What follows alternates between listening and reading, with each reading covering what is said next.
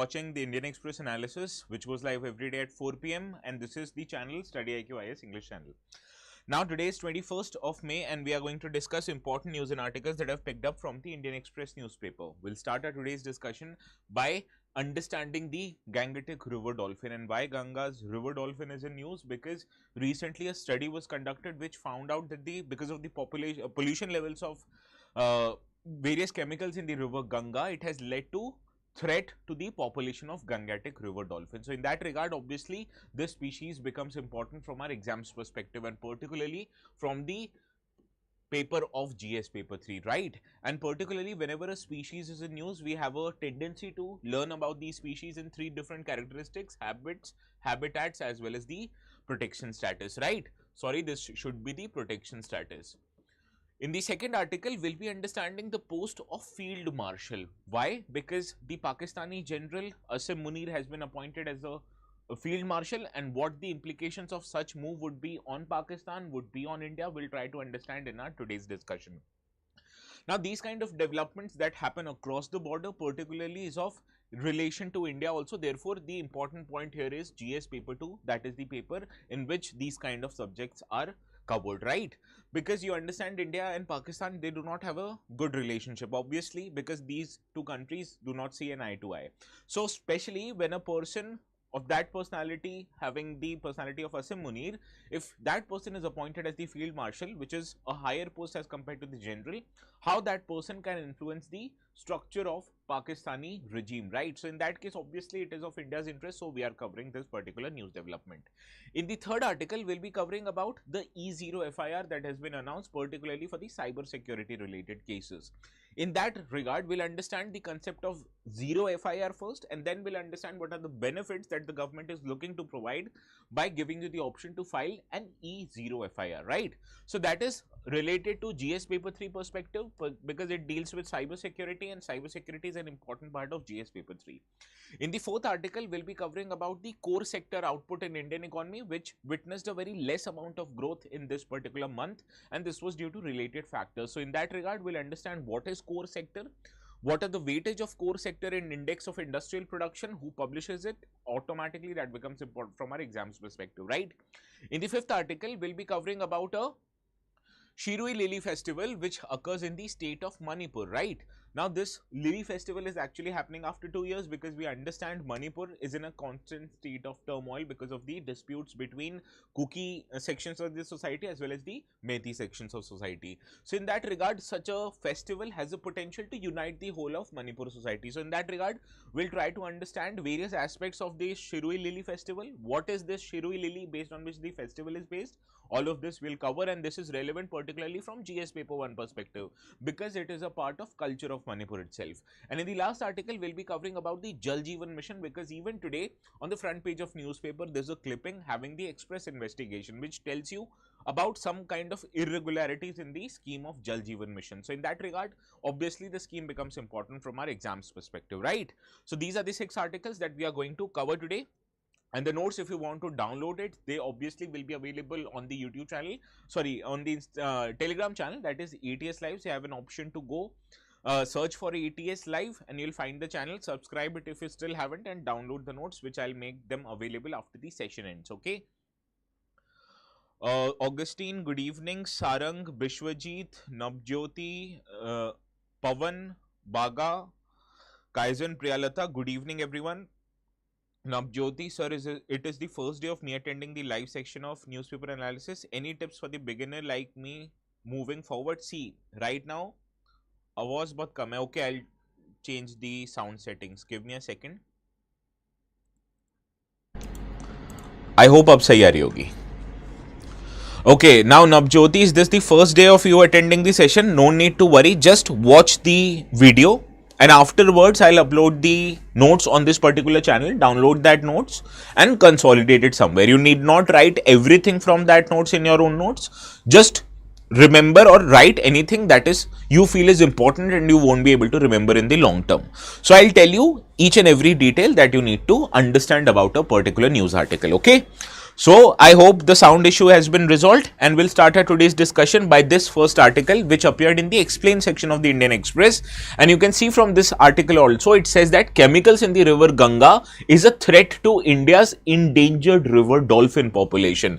Now this is relevant obviously from GS paper 3, and the page on which this article appeared, this is the Delhi edition I'm talking about, it is on page 15, right? So let us understand the context of this article. It stated a scientific study which has revealed alarming levels of toxic chemicals in the Ganga river, and it has threatened the health and survival of the population of Gangetic river water dolphins, right? Now this study was published in a journal called as Helion, and the study has said that Wildlife Institute of India has found that these freshwater mammals are being exposed to hazardous cocktail of endocrine disrupting chemicals through their diet. What is the diet of these dolphins? Obviously the other fishes. So when other fishes are having these kind of chemicals, obviously these chemicals will enter into the food cycle of the river water dolphin, obviously threatening their health and survival. So in this regard, this particular species, that is the Gangetic river dolphin, becomes important from our exams perspective. So let us cover important details about this Gangetic river water dolphin. Now this Gangetic river dolphin was declared as India's national aquatic animal in the year 2009. And it is one of the 4 freshwater dolphin species across the world. Other species who are freshwater dolphins, it includes Baiji, which is available in the Yangtze River, Bhulan, which is available in the rivers Indus, and they are present in countries like Pakistan, and similarly Boto, which is there in Amazon River. So these are the 3, and the 4th obviously is the Gangetic river dolphin. Now the distribution of these species, that primarily these species are available in Ganga River and also in Brahmaputra Meghna River system, as well as Karnafuli and Sangu river systems in India, in Nepal and in Bangladesh. So these species are available not just in India but in other countries, that is Nepal and Bangladesh also. And the dolphin sanctuary for this species was created in Vikramshila Dolphin Sanctuary, which is located in the state of Bihar. So these are the important facts that you need to remember about Gangetic river dolphin. And whenever we are understanding about a species, I've told you that we need to follow 3 different category of details of that species: habitat, habits and protection status. So you can understand the habitat of these species. These are found in these river and other similar river water dolphins that are fresh river water dolphins. These are available in Yangtze River, in Indus River system, as well as in the Amazon River system. Now let us understand the habits of this species. Now this species, by the image of it you can look, this has a long pointed snout with sharp teeth. It also has a very poor eyesight. Because of that poor eyesight, it relies on echolocation to navigate and hunt, that is through the process of sending sound, and by receiving the sound signals it is able to navigate in the river because it has a very poor eyesight.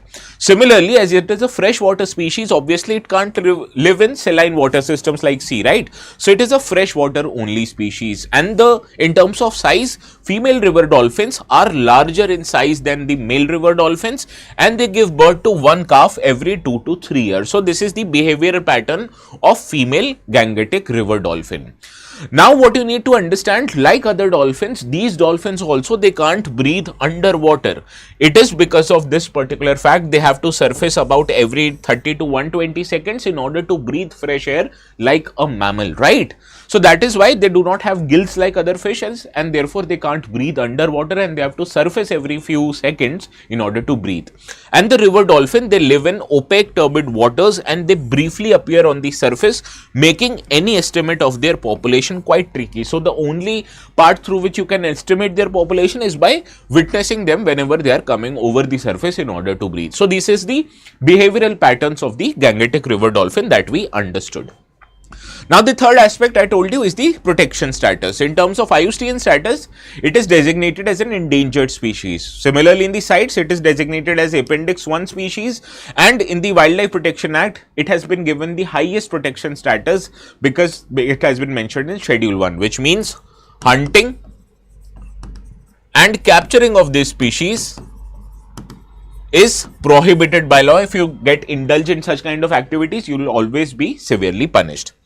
Now let us understand what are the threats to Gangetic river dolphin in addition to the water pollution. I told you first problem is habitat degradation, and this habitat, like the water that they are available it gets degraded obviously because of pollution that may emerge from industries, from agricultural, like moving of the fertilizers into the river water, which creates problems like eutrophication, and eutrophication reduces the oxygen that is available in the water bodies, and obviously this is a threat to the habitats that are there in the river water system. Similarly, construction of dams and barrages, it fragments their habitats, because the family of the dolphins, if the dams are created, obviously that family will be separated from one another. Similarly, it reduces the population's connectivity also. So this is the process how habitat degradation disrupts the population of these species.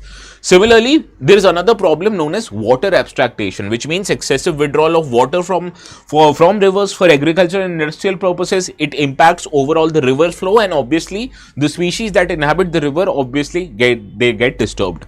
Also, riverbed alterations due to sand mining and dredging, it also disrupts their habitats. Similarly, accidental entanglement in the fishing nets, it also poses a threat to them, and therefore the fishermen, they are urged to take care of these species in case they get trapped in the fishing nets. Okay, so these are the threats that pose a risk to Gangetic river dolphin. Now, the recent development about this Gangetic river dolphin was that in the month of March, India conducted its first ever detailed population survey of Gangetic dolphin, which is the only riverine dolphins in the country, and this survey was done by Wildlife Institute of India under the obviously Ministry of Environment between the years 2021 and 2023. Now, this survey covered main channels as well as the tributaries of Ganga and Brahmaputra rivers as well as the Beas river in Punjab to estimate the population of such river dolphins living there. Now, let us understand what this survey found. This survey found that total estimate of the population of Gangetic river dolphin in India is 6,234. You need not remember the numbers, do not worry. What you need to understand that the Ganga basin population has the highest population obviously, followed by Brahmaputra, and Beas river only has 3, that is the Indus river dolphins. Okay. Similarly, it is the state of Bihar which is the most dolphin friendly state due to its ideal river morphology as well as the highest water depth that is there. And similarly, Chausa Manihari stretch in Bihar, it consists 1297 dolphin, making it one of the densest population of river dolphin anywhere in India. So this is what you need to remember. Bihar is the most dolphin friendly state, and Ganga river basin has the highest amount of Gangetic river dolphins. Similarly, the highest amount or the number absolutely of Gangetic river dolphin was not in Bihar but in state of UP, that is 2,397 of them were found in UP. This is followed by 2,200 in Bihar, 815 West Bengal, followed by Assam, Jharkhand, Rajasthan and Madhya Pradesh, whereas only 3 species were found in the entire state of Punjab. Now, this study was conducted, as I've already told you, by Wildlife Institute of India along with several state forest departments and non-profit organizations like Aranyak, WWF, Turtle Survival Alliance, as well as the Wildlife Trust of India. They also cooperated and supported Wildlife Institute of India to undertake this particular exercise. Understood? So this is what you need to understand about the population survey.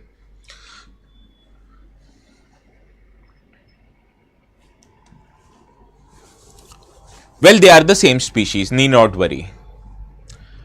Yes, Nahid, SSC students के लिए भी helpful है.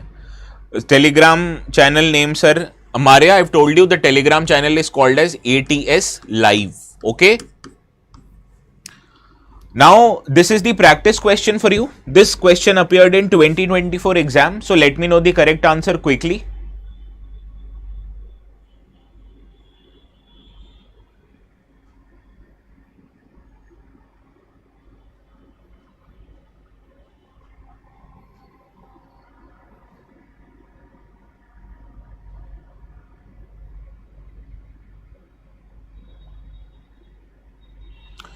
Well, obviously, increasing population of crocodiles in the river is not a source of worry, because first of all, population of crocodiles has not increased, and another fact is that crocodiles and dolphins, they coexist in the river system. They do not pose a threat to each other. So, second is incorrect. Rest 3, obviously, you can easily say they are correct. Therefore, option C is the right answer. Okay. So, Nahid, Priyalatta, Bishwajit, Pavan, Baga, Navjyoti, Reshma, Amar. Yes, all of you are right. Sarang also, Priyalatta also. Now moving to the next article, this again I have picked up from the explained section, and it basically talks about history of Pakistan, which more or less is not important for India. So I have borrowed this article to describe, first of all, to tell you what is a field marshal, and also what is the significance of such a move in Pakistan and how will it impact countries like India. That we are going to understand in our today's discussion. Now this article appeared in GS paper 3, it is relevant from GS paper 2, that is the IR part of the syllabus, and it appeared in page 14 of the newspaper. Okay. Now let us understand the context of our discussion. This context actually says that Pakistani government yesterday, it announced that its existing chief of army staff, General Asim Munir, has been promoted to the rank of field marshal. Now his promotion was actually announced by the presidential cabinet of the government of Pakistan for successfully leading the armed forces in the conflict against India. So I think so he has been rewarded for getting beaten severely by India. Now he will be the second only person in the history of Pakistan to hold this rank after the earlier Field Marshal Ayub Khan, who was made a Field Marshal in 1959, and he went on to serve as also as the President of Pakistan after taking the coup in the country, right? So this is the context of our today's discussion. What is important for our exams perspective that we are going to cover will eliminate the rest of unnecessary details because they might not be able to, or they might not be so important for our exams. Okay. So in this regard, let us understand quickly what is a rank of field marshal. Now you understand India and Pakistani army, they originally was a form of British Indian army, right? So their practices, procedures, culture, they are adopted strongly from the British Army Convention, and therefore even the systems of ranks and privileges, they closely mirror the existing ranks and privileges of the British Armed Forces. So in that regard, a field marshal is a 5-star officer rank. Now the general in both India and Pakistan, that is also designated as Chief of Army Staff, he is a 4-star rank officer. Okay. Similarly, so you can understand when a field marshal has 5-star officer rank, he is a rank above than the existing general, and this is the highest attainable rank in the armed forces in India and in Pakistan. Similarly, the Field Marshal in Indian Army is equivalent to the Admiral of Fleet in Indian Navy and the Marshal of Indian Air Force. So these are the equivalent rank of Field Marshal in the other services of Indian Armed Forces, that is Indian Navy and Indian Air Force. What you need to remember, Field Marshal is a 5-star rank officer. General, who is designated as a Chief of Army Staff, he has a 4-star rank officer. Similarly, the DGP level police officers in India, they are having 3 stars, whereas Director of Intelligence Bureau, who is the highest serving police officer in the country, he has a designation of 4-star. Similarly, the Chief of Army Staff and the Field Marshal is a rank above the general. Okay. Now, the Field Marshal rank is typically bestowed to general for ceremonial reasons or during wartime. So you'll see that Sam Manekshaw, who was the general of Indian Army during the 1971 Bangladesh Liberation War, he was the first person in India to get the rank of a field marshal. Similarly, General K.M. Kariappa, who was the first general of Indian Army, he also was ranked as a field marshal, but he was ranked as field marshal, or he was given the promotion of field marshal after General Sam Manekshaw, and he was given promotion in 1986. So obviously the first general of India was given such a distinction, and similarly the general who won us the 1971 war, he was given or rewarded with such a distinction. And also Indian Armed Forces has one another 5-star officer, that is the Marshal of Air Force, Mr. Arjun Singh. He was elevated to the rank of Marshal of Air Force, that is a 5-star rank in 2002. So these are the people who have been rewarded for their achievement. K.M. Kariappa was the first general. Arjun Singh was a pilot who bombed successfully and helped India during the 1948 war with Pakistan. And Sam Manekshaw, obviously his name is enough. Okay. So these are the people who have been field marshal in India. Now let us understand what are the benefits or privileges of a field marshal rank, right? Now you need to understand a field marshal is considered to be an active list until his death. So he continues to be a field marshal even after his official retirement from the armed forces, right? Now what you need to understand that Field Marshal does not hold any office in the official capacity, rather this is a ceremonial post, and therefore after he retires from his active service, he is only considered as a Field Marshal in ceremonial terms, because he is entitled to wear his uniform at any event if he deems fit. He wears a special badge of the rank. The 5 stars of his rank is displayed even on his vehicle, and as per the tradition, you understand the military personnel, they salute each other with their hands, but the Field Marshal or any 5-star officer will salute with the help of a baton, right? So I don't remember how many of you have seen the Sam Manekshaw movie. In that you will notice that the Vicky Kaushal, who is playing Sam Manekshaw, he salutes with his baton, right? So this is the difference that a Field Marshal has. What you need to remember, he is considered on an active list, but he is not officially serving as a member of the armed forces after the retirement. He is only holding the post ceremonial wise, right? Navjyoti, hierarchical order for Indian Army, you need not remember. More or less, the top post in Indian Army is General, followed by Lieutenant General, then Major General, then Brigadier, then Colonel, then Lieutenant Colonel, Major, Captain, Lieutenant. Okay, I hope that is enough. Now, why is Asim Munir elevation to the post of Field Marshal a cause of worry? It is a cause of worry for, first of all, for Pakistan, and it is some cause of worry for India. Let us understand that. Now, according to a famous officer of the Research and Analysis Wing of India, he termed General Munir as the first Mullah General in Pakistan. You know why he was termed as a Mullah General? Because Asim Munir is quite proficient, not just in English and Urdu, but he frequently switches between English, Urdu and Arabic. And this highlights that he has a very close religious inclination.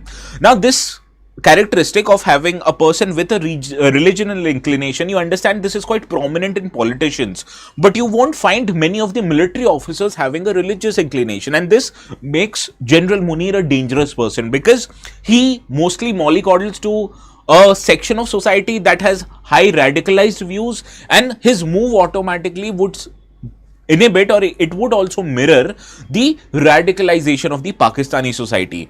Now, Pakistan society, you understand, is under the severe economic recession. The unemployment levels, the amount of hunger is quite prevalent in the society of Pakistan, and when such a person who has a religious or a radical inclination becomes at helm of the controlling agency of Pakistan, that is its armed forces, you understand he will move country further away from the normalcy and towards the regional radicalization, right? So that is why Asim Munir, he will continue to remain the Chief of Army Staff for Pakistan Army till his scheduled date of retirement. Earlier he would have retired in November 2024, but due to a law passed by the Pakistani government, now his tenure has been extended by 3 years and he will retire by 2027. So let us see when this person will become relevant even after his retirement, because he has been given the distinction of a Field Marshal. How this will first of all is a cause of worry for Pakistan, and in other words, how is it a cause of worry for India? First, let us deal with Pakistan. Now you understand, whenever Pakistan faces an external tension like it had with India right now, the Pakistani military uses this excuse as a method to consolidate the support of domestic people.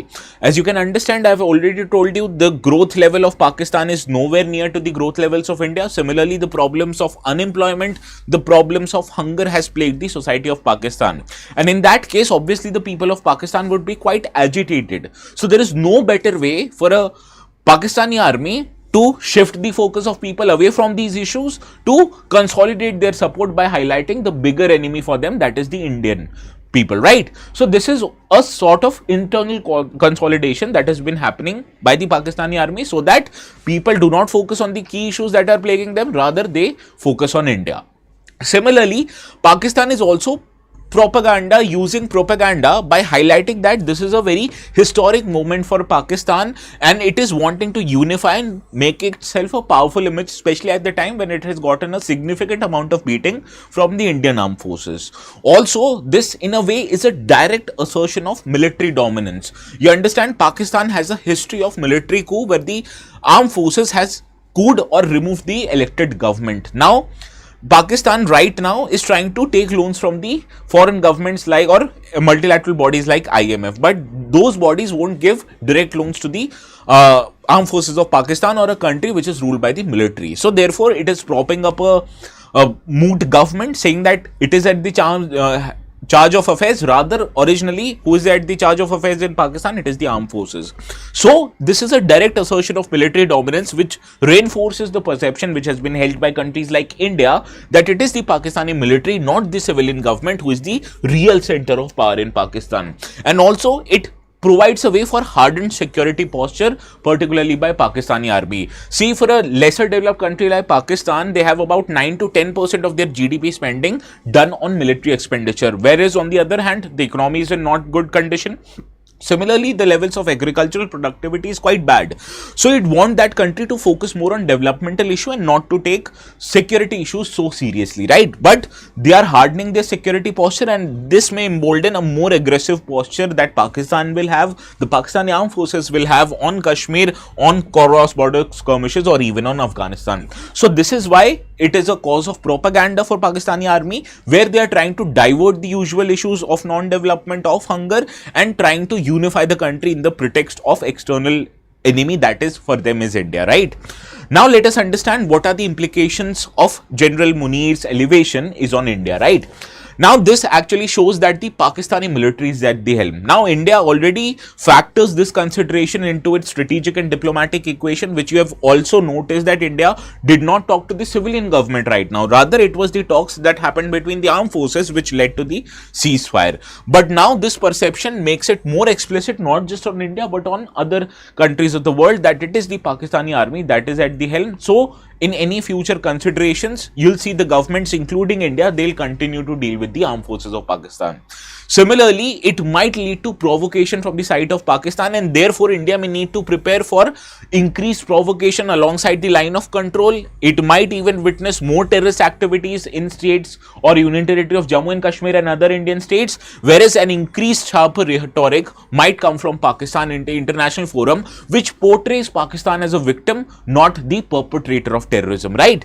Similarly, there's also a chance that a hardline security doctrine will be followed by this person, and it could make back channel diplomacy or confidence building measures between the two governments or between the two armies much more difficult until or unless the civilian leadership in Pakistan regains influence. So this is how it will impact India also, and in some ways India is also prepared for this move, right? And this might lead to a sharper rhetoric, a hardline security doctrine from the side of Pakistan. Understood?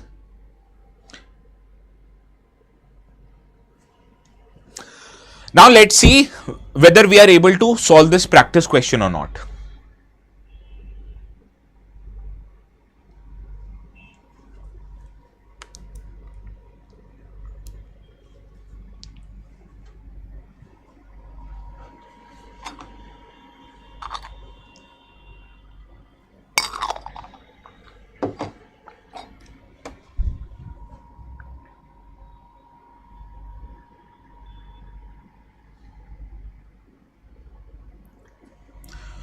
Well, first is a correct statement. Obviously, only 2 individuals in Indian history has been conferred the rank of Field Marshal, correct? General Cariappa and General Manekshaw.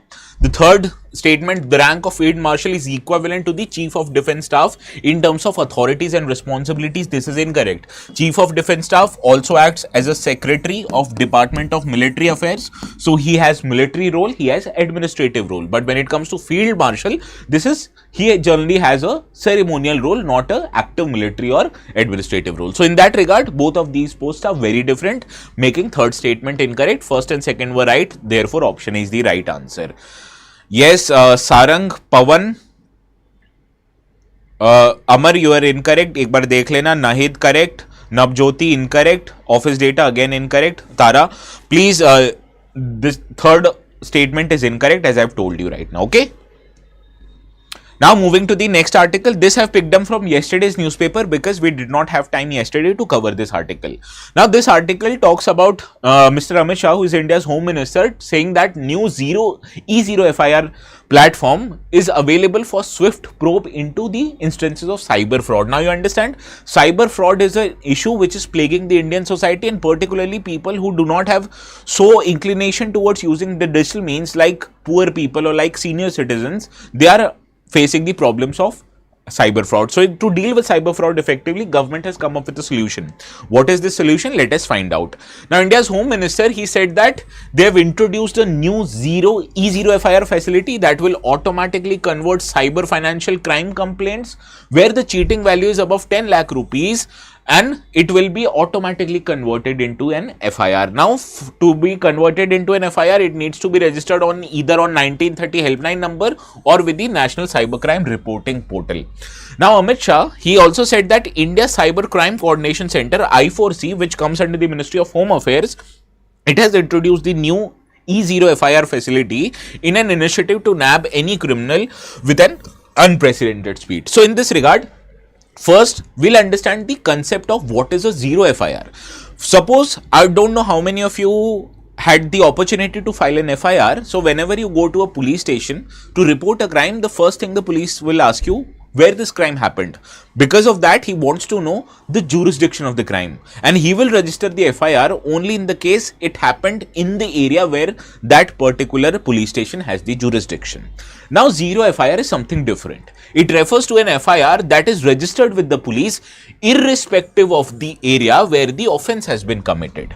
Now, in that case, the police can no longer claim that they do not have a jurisdiction over this area, and it was introduced on the recommendation of Justice Verma Committee, which was formed after the brutal Nirbhaya rape case that happened in Delhi, right? So, this was one of the recommendations that was given by the Justice Verma Committee to introduce the concept of zero FIR, when you can go to any police station in the country and follow or file in zero FIR where the jurisdiction of that police necessarily may or may not exist, okay?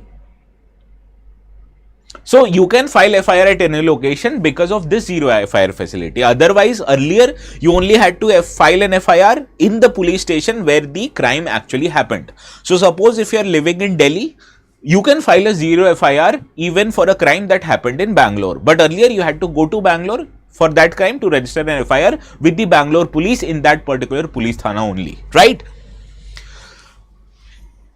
Now, zero FIR, it was later what happens in zero FIR, suppose if you register for FIR in any police station in the country, it would get later transferred to the police station which has the actual jurisdiction at the place where the crime has happened, and the investigation will begin in that particular police station only. Now, the benefit of zero FIR that it puts a legal obligation on the police to begin an investigation and take quick action without giving an excuse of absence of jurisdiction. And obviously, the objective of this kind of a move was to ensure that the victim does not have to run from pillar to post, first of all, to get his or her complaint registered, and the provision is meant to provide a speedy redressal to the victim who has already faced a crime and that might witness a timely action even after the filing of FIR has taken place, right? Now, let us come back to the concept of E0 FIR. Now, this is a system to automatically convert a financial cybercrime complaint which has a financial fraud of more than 10 lakh rupees into a FIR report. Now, this complaint must be registered on 1930 helpline or cyber.gov.in portal, and this is implemented obviously by I4C, which I have already told you comes under the Ministry of Home Affairs of Government of India. Now, fully automated, the key features of zero FIR initiative that it is first of all a fully automated system, that is no manual intervention is required in order to register an FIR, it would get automatically registered, and also it reduces the delays in filing the FIR, therefore enabling faster investigation and response by police, and therefore it also enables them to tackle cases of cyber frauds more effectively. Now, what happens in the case of cyber fraud? Suppose if that cyber fraud happens and the money is deducted from your account into that account, but by the time you go and registered FIR, that money will go to different accounts and might even move out of country, which brings the issue of jurisdiction. So, it allows you to file an FIR quickly and also allows police to respond quickly. Now, this is facility is also integrated with I4C's National Cybercrime Reporting Portal, Delhi Police's EFIR system, National Crime Records Bureau, CCNTS. Okay, so these are the portals which the zero FIR system is already integrated with. Now let us understand the significance of this initiative. First of all, it supports victims of financial cybercrime in quickly initiating legal processes to recover their lost funds. Similarly, it enhances cybercrime tracking, data sharing and investigation coordination across agencies. So suppose if you're living in Delhi and there might be a case that the cybercrime may originated from states like Jharkhand or West Bengal, right? So you need coordination between Delhi police and polices of Jharkhand and West Bengal, and this can be done quite effectively. It happens over the digital medium, right? Similarly, it is a critical step towards digital governance and justice delivery, because you understand as more and more things are moving online, so the probability of cyber crimes is also increasing. And also digital medium can also be used to quicken the justice delivery process, just we have understood right now. Okay, so what kind of cases are generally considered under zero FIR? Well, not important for your exam. Okay, this is not a police exam, this is an administrative exam.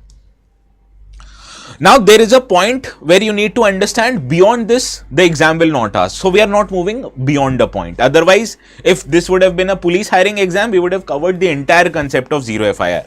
What you need to understand, what is zero FIR? Okay. Now let us see if you are able to solve this practice question quickly.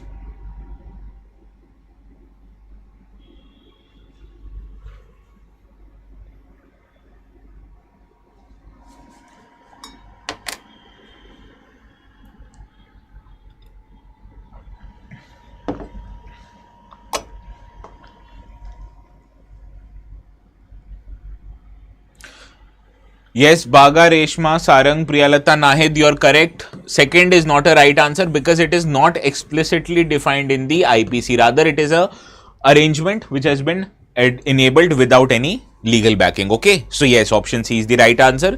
First and third are correct.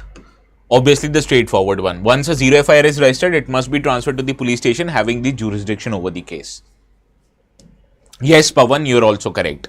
Now, moving on to the next article, this appeared on the economy page, that is on page 15 of the Indian Express newspaper, and it talks about that core sector output, it grew only by 0.5% in the month of April, which is the slowest in last 8 months. Now, let us understand also Kaizen, very after a long time. Now, the context of this article is that the output of 8 core industrial infrastructure sectors, which accounts for about 40% of India's industrial output, it expanded only by 0.5% in the month of April, which is the lowest in last 8 months. And it was 4.6% in March. So you can understand how fallen it has done. Now, in the last year, that is in April 2024, if you compare year-on-year changes in this particular file, it was 6.9% in the last year's April. Now, only 2 of the 8 core industries, that is coal and natural gas sector, they have reported a sequential rise in production during April. Otherwise, other sectors, they have grown by either by very small amount or they have contracted. So in this regard, what becomes important is the index of 8 core industries. Now, it actually tells you about the important 8 core industries in India, which are these core industries. I'll remove the ticker here. With the ticker, you can see fertilizer production also has the least amount of weightage. Here, the highest amount of weightage is given to the petroleum and refinery sector, which has 28.4% weighted. This is followed by electricity generation, which has very close to 20% weightage, followed by steel, which has almost 18% weightage. So you need to remember top 3, and the last 2, that is fertilizer is the last, and the second last is cement production. You need not remember each and every weight for categories. You just need to remember the top 3 and last 2. Okay, now this 8 core industries constitutes 40.2% of the total index of industrial production. Now, index of industrial production is published by which authority? Let me know in the comments. And this index of 8 core industry, it is published by Office of Economic Advisor, which comes under Ministry of Commerce and Industry, and it is published on a monthly basis, and the base year for calculation is 2011 and 12 like WPI. Right. What is the base year for CPI? Can anyone let me know in the comment section? I've told you multiple times. Sir, some pre-questions have a very specific data. How to attempt them? They'll never ask you a specific data. They'll ask you the trends. They'll ask you which has the highest weightage or least weightage. Go to PYQ of either 2014 or 15. You'll see there is a question which of the sector has the highest weightage in 8 core industry. So this is the kind of questions that you can ask. Yes, CPI has the weightage or has the base year of 2012. You are correct. And who publishes IIP? Can anyone let me know?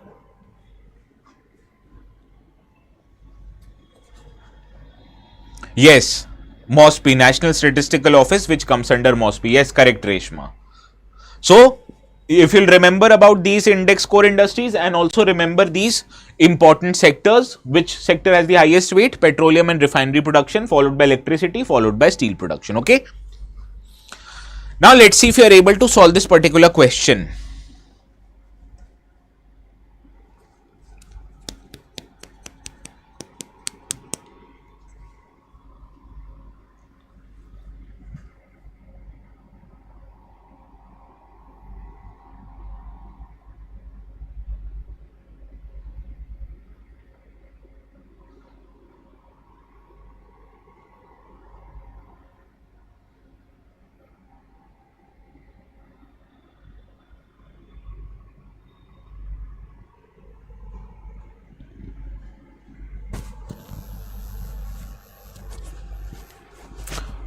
Which of the options are correct? प्रियलता, तारा, सारंग, अमर, कौन सा option सही है ये भी बता दो.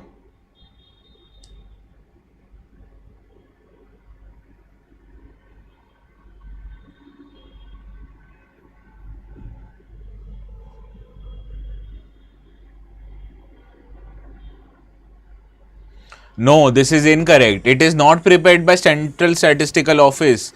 Central Statistical Office prepares IIP, whereas Ministry of Commerce publishes index of 8 core industries, right?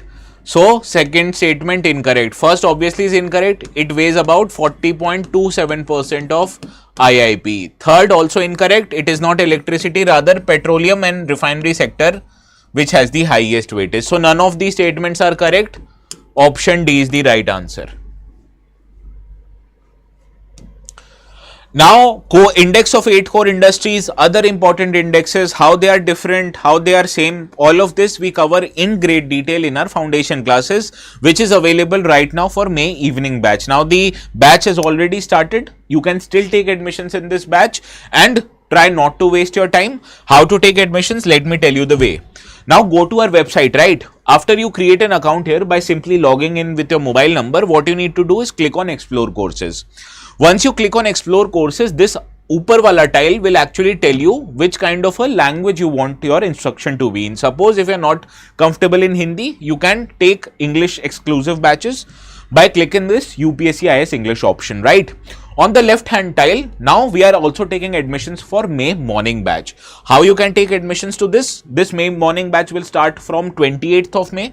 Click on this tile, and when you click on this tile, you will see that the May morning batch, it is available at 40,999 for the diamond batch.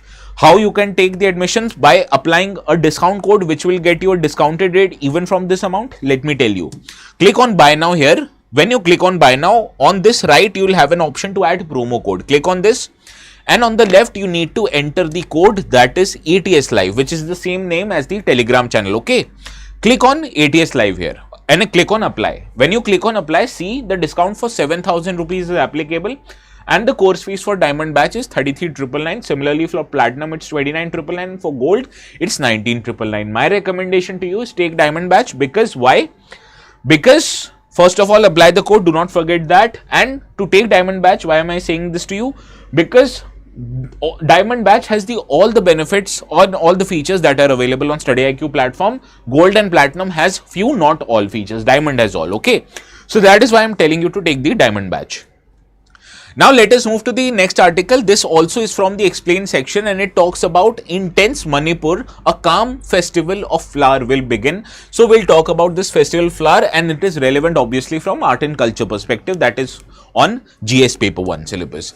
Now let us understand the context of this discussion. Now we are going to talk about the Shirui Lily festival, which happens in the state of Manipur, and this is returning to the state of Manipur after a 2-year pause, because obviously this state is drawn in a long drawn conflict. Now this will be the first major tourism festival that will be hosted by the state since the start of the conflict, which began 2 years back in May 2023, making safety concerns and elaborating security arrangement an integral part of preparations this year. Now this began from May 20th and it will continue till May the 25th, right? So in this regard, let us understand few details about this festival. First of all, this is a festival which is organized by Manipur government, particularly the Department of Tourism, and it was first held in 2017, and it is one of the two major festivals of the state of Manipur. First is the Shirui Lily festival, obviously this festival which we are going to talk about. Other major festival is known as Sangai, which is also on the brow antler deer, which is available in the parks in Manipur. This is recognized as a state animal, that is Sangai, which is a Manipur brow antler deer. And we are talking about Shirui Lily, which is also the state flower of Manipur. So these are the two festivals which are based on this flower and on the animal, that is Manipur brown antler deer. So these are the two festivals that are important from exams point of view. Now about Shirui Lily Festival. Shirui Lily Festival, it coincides with the blooming season of this rare flower. It is held in the state of Manipur, that is in Ukhrul district, which is home to Thangkul Naga community, and this event is designed as an ecotourism festival, first of all to raise awareness about this particular plant, that is Shirui Lily, and also to promote tourism in the hills of Ukhrul. Now the festival, it includes cultural performances, musical concerts, beauty pageant, trash collection marathon, and even cooking competition. So this integrates each and every aspect of Manipuri society, and this kind of a festival is very important, especially in a state of Manipur which is engaged in a long turmoil since about 2 years of period, right? Now this is the flower I was talking about, that is the Shirui Lily flower. Okay, you can see how beautiful this flower is. Okay, now what you need to understand, this Shirui Lily, why is it so special for Manipur? It is an flower which is endemic to the upper reaches of the Shirui hill ranges, obviously located in Ukhrul district, and they are at the elevation of about 2673 meters above sea level. Now the locals have been long familiar with this plant, calling it as Khangsong Timrawan, after the Timrawan area, who was the daughter of goddess Pilava, who resides and protects this hills of Shirui. Similarly, in 1946, a famous botanist, Frank Kingdom Ward, he identified this flower and gave the scientific name on this flower based on his wife's name, that was John Maclean's, right? So the name of this flower is Lilium Macleanae. Okay, so this is the scientific name of this flower. It is also known as Shirui Lily because it is available in the Shirui hills of the Ukhrul district. Okay. Now what you need to understand, that over the years this flower is an endangered species and it has faced more threats to its habitat. A 2015 paper which was published by the scientists of ICAR, it stated that due to changing climatic conditions, human encroachment over the Ukhrul hills, as well as the exploitation of natural resources, these are the factors that are driving the lily population on the verge of extinction. Also, the scientists observed that the habitat has become invaded by the dense root systems of the wild dwarf bamboo species, which actually negatively impacts the particular lily species we are talking about. So that is why awareness of this is a festival in Manipur.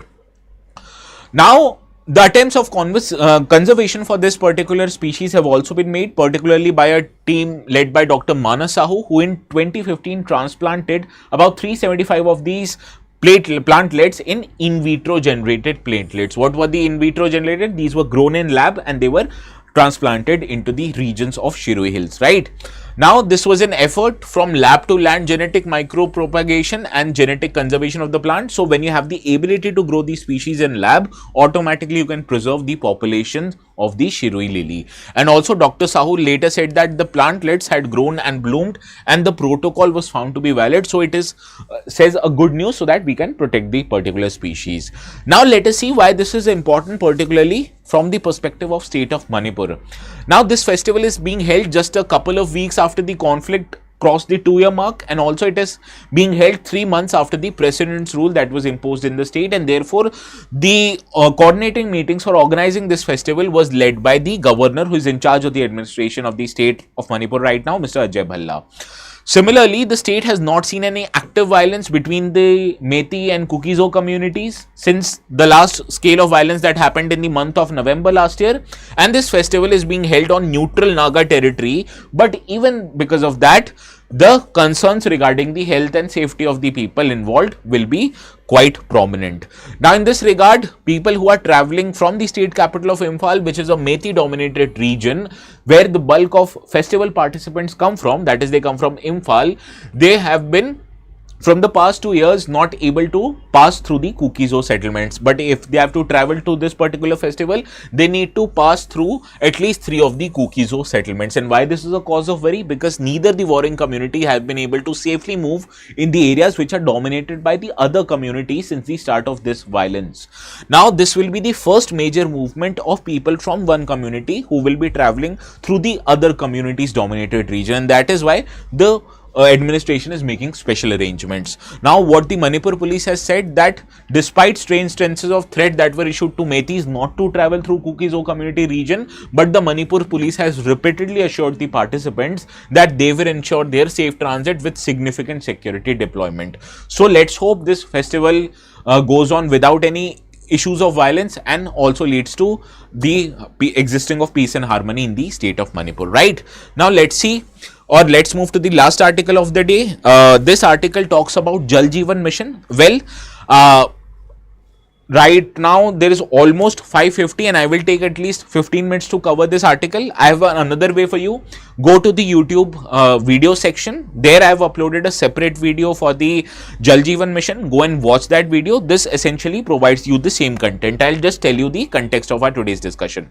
Now what the government of India has done, it has decided to send 100 teams of central nodal officers for ground inspection of the Jal Jeevan mission scheme across the country, and this move follows a meeting which was chaired by Cabinet Secretary on May the 8th to review the mission scheme. Now this decision for review comes 2 months after the Expenditure Secretary led panel, which is the Expenditure Finance Committee, it proposed a 46% cut in the Water Resources Ministry, that is Ministry of Jal Shakti's proposal. They were demanding 2.79 lakh crore for completion of the scheme. It was reduced by 46% by this particular panel. So this is an issue which is ongoing, and if you want to watch the video regarding the Jal Jeevan mission, I will leave the link in the notes. You can use that link and watch the video. It is my video only, about 2 to 3 weeks old. Okay, so let's conclude our today's discussion. If you want to download the notes, these will be available on my Telegram channel that is called as ATS Live. Okay, so I'll see you again tomorrow at 4. Until then, please have a very good night. Okay.